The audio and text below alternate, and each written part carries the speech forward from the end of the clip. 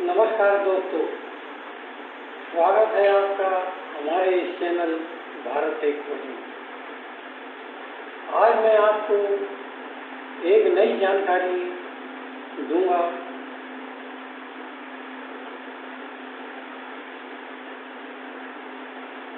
आप औरंगजेब बादशाह का नाम तो आपने सुना ही होगा, जो कि मुगलिया सल्तनत का बादशाह था और उसको कट्टर मजहबी मुसलमान सुल्तान कहते थे। हिंदुओं पर जजिया कर लगाने वाला, धर्मान मंदिरों को तोड़ने वाला, ऐसा कई इतिहासकारों का मत है और सभी लोग अधिकतर जानते हैं। लेकिन क्या उसका कोई दूसरा रूप था? इसके बारे में मैं आपको जानकारी दूँ। औरंगजेब ने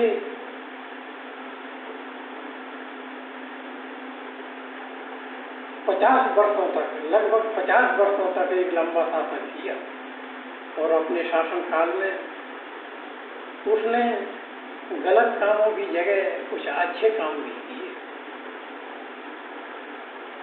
बात उन्हीं दिनों की है जब बनारस शहर में इब्राहिम नाम का एक कोतवाल था। सारे शहर में उसकी टूटी बोलती थी। शहर के सभी लोग उसके मर्तबा से डरते थे। शहर का कोई भी काम बगैर उसकी मर्जी के नहीं हो पाता था।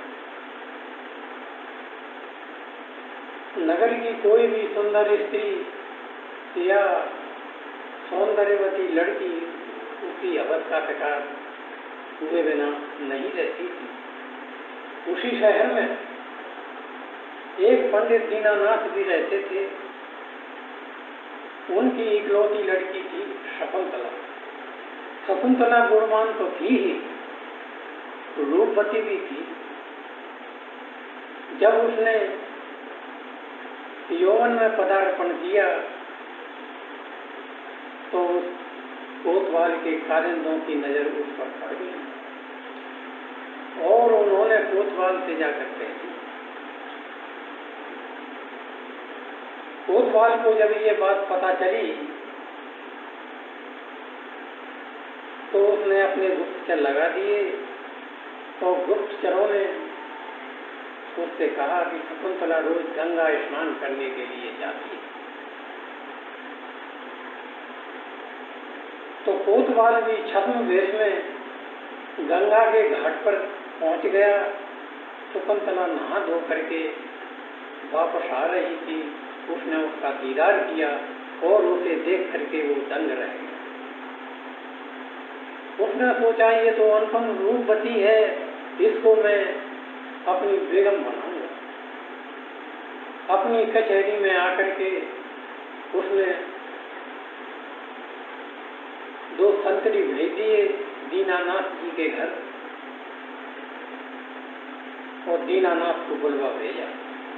पंडित जी जब उसकी कचहरी में पहुंचे, हाथ जोड़ करके प्रार्थना की, हुजूर ने मुझे कैसे याद किया। कोतवाल बोला कि पंडित जी, तुम्हारी कन्या हमको पसंद है, हम उससे शादी करना चाहते हैं, हम उसे अपनी बेगम बनाएंगे। हम तुमको 1 हफ्ते का समय देते हैं, 1 हफ्ते के अंदर उसका डोला हमारे घर भेज दो, अब तुम जा सकते हो। पंडित जी के पैरों के नीचे से जमीन खिसक गई। अनबने मन से दुखी होते हुए वो घर को आ गए और घर में आकर के अपनी धर्म पत्नी पंडिताइन को ये बात बताई। दोनों प्राणी बहुत दुखी हुए। 2-3 दिन में वो बरसों जैसे बीमार लगने लगे। खाना पीना उनका बंद हो गया। जब ये बात उनकी लड़की शकुंतला को पड़ी तो वो भी दुखी हुई मगर हताश नहीं हुई। उसने विचार किया और पिताजी से बोली कि पिताजी खाना पीना खाओ, मैं कोई उपाय सोचूंगी। कभी कभी उपाय से भाग्य भी बदल जाते हैं। ये बात शकुंतला ने कह के उनको खाना पीना खिलाया। शकुंतला ने विचार किया कि आज के 15 दिन बाद ईद आने वाली है। उसको पता था कि ईद के मौके पर बादशाह औरंगजेब नमाज अदा करने के बाद फरियादियों की फरियादें सुनता है।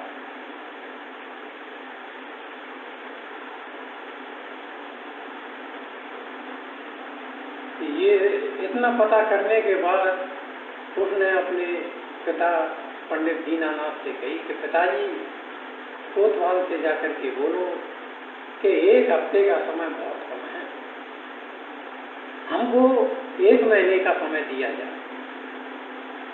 ये बात उसने अपने पिता से कही तो पिता ने सोची कि बेटी इससे क्या फायदा होगा। बोले पिताजी जो मैं कहती हूँ वो ही आप करते जाओ। पंडित अनमने मन से कोतवाल के पास गए और कोतवाल से बोले कि हुजूर 1 हफ्ते का समय बहुत कम है, हमारे लिए 1 महीने का समय दिया जाए। हमारी इकलौती बेटी है, हमारे भी कुछ अरमान हैं, हम सारे रिश्तेदारों को बुलाएंगे और शादी धूमधाम से करेंगे। कोतवाल बोला कि खैर पंडित जी आप कहते हो तो आपको 1 महीने का समय दिया।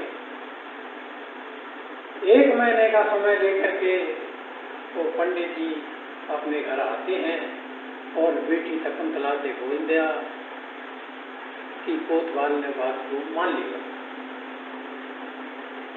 अब शकुंतला बोली कि पिताजी मेरे लिए 2 जोड़े कपड़े मर्दाने शहजादों जैसे सिलवा दीजिए और एक तेज घोड़े का मेरे को प्रबंध कर दीजिए। उस समय दोस्तों आवागमन का साधन एक घोड़ा ही था।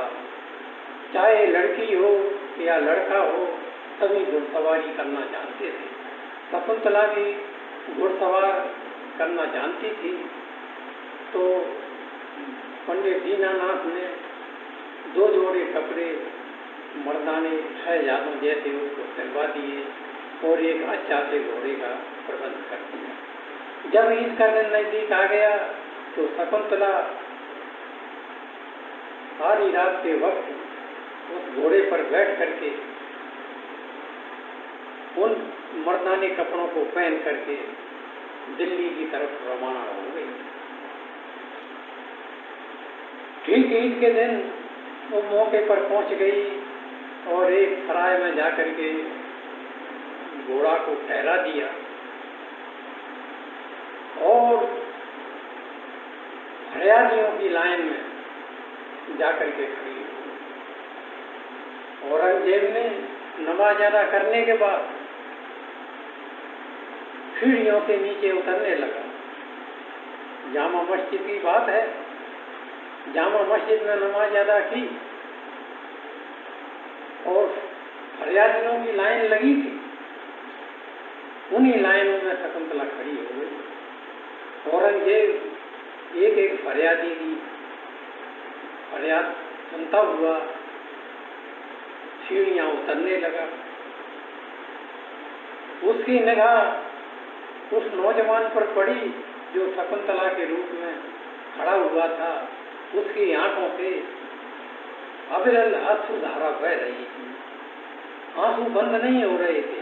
औरंगजेब ने अपनी पैनी निगाहों से देखा कि ये शख्स इसके आंसू बंद नहीं हो रहे। वो उस नौजवान के पास आकर के थोड़ा रुका, उसको नजर भर के देखा और अपने मीर मुंशी से बोला कि इस नौजवान को रूबरू मेरे पास पेश किया जाए। मीर मुंशी ने उसका हाथ पकड़ लिया और लेकर के उसको साथ में चला। बादशाह औरंगजेब जब फारे होकर के अपने आसन पर बैठा तो उस नौजवान को पेश किया गया। औरंगजेब ने अपनी पैनी निगाहों से ये देख लिया कि ये लड़के के वेश में कोई लड़की है। दोस्तों, बात तो छिपती नहीं है, निगाहों से जान लिया कि ये लड़की ही है। उसने अपना एक दुसाला उस लड़की की तरफ फेंक दिया और बोला कि बेटी, गैर मर्दों के सामने तुझे इस प्रकार नहीं आना था। शकुंतला बोली, हुजूर, मजबूरी के तहत ऐसा हुआ है। बादशाह बोला, वो वैसी कौन सी मजबूरी थी जो तुझे मेरे पास आने पर तेरे को मजबूर कर दिया? उसने सारा वाकया, सारा किस्सा कोतवाल का तो बादशाह सलामत को सुनाया। सुन करके बादशाह औरंगजेब की आंखें अंगारे की तरह दहक उठी और उससे बोला कि बेटी, तू चिंता मत कर, तू अपने घर को जा तो शादी की तैयारियां कर, ऐन वक्त पर मैं पहुंचूंगा और उस हरामजादे को ऐसी सजा दूंगा कि जमाना याद करेगा। और उसने अपने एक घुड़सवारों की दस्ती के साथ सुरक्षित शकुंतला को बनारस पहुंचवा दिया। घर पर आकर के शकुंतला ने अपने पिता से कहा, पिताजी सब कुछ ठीक है, आप शादी का इंतजाम करें। शादी की तैयारियां जोर तोर से शुरू होने लगी और ऐन वक्त पर वो दिन भी आ पहुंचा। उस दिन कोतवाल बहुत खुश था। बग्घी में बैठा हुआ दोनों हाथों से मोहरे भर भर के लुटा रहा था। फकीर लोग मोहरों को लूट रहे। उन्हीं फकीरों में एक बूढ़ा फकीर आ गया और कोतवाल से बोला, मेरे लिए भी कुछ मिल जाए। कोतवाल बोला कि क्या अंधा है, तुझे दिखता नहीं है? मैं दोनों हाथों से मोहरें लुटा रहा हूं। अरे तू भी लूट ले, ये भिखारी सारे लूट रहे। वो बूढ़ा भिखारी बोला, मैं जमीन पर पड़ी हुई चीज को नहीं उठाता। जो इतनी बात कोतवाल ने सुनी तो आग बबूला हो गया और बग्घी में से उतर करके उसने उस बूढ़े फकीर को झंझोड़ डाला पूरी तरीके से। उसका जो फटा पुराना कुर्ता था जो पहने हुआ था वो तो फट गया और उसके नीचे से शाही लाओ लिबास में बादशाह सलामत खड़े। जब उसने शाही लिबास देखा, बादशाह सलामत को देखा, औरंगजेब को देखा तो उसकी गिद्दी बन गई, पैरों पर गिर पड़ा। औरंगजेब ने गरिबान पकड़ के उसको उठाया कि नीच कमीने, मैं तुझे ऐसी सजा दूंगा दुनिया देखे। उसी समय औरंगजेब की सेना आन पहुंची, चारों तरफ से कोतवाल को घेर लिया, उसको पकड़ लिया गया और औरंगजेब ने 2 हाथी बुलवाए। दोनों हाथियों के पैरों से जंजीर बांधी और उसका एक पैर इस हाथी की जंजीर से, एक पैर उस हाथी की जंजीर से और हाथियों को विपरीत दिशा में दौड़ा दिया। तो दोस्तों, उस कोतवाल का शरीर 2 हिस्सों में फट गया, उसके 2 टुकड़े हो गए। ये वाकया बनारस की सारी जनता ने देखा।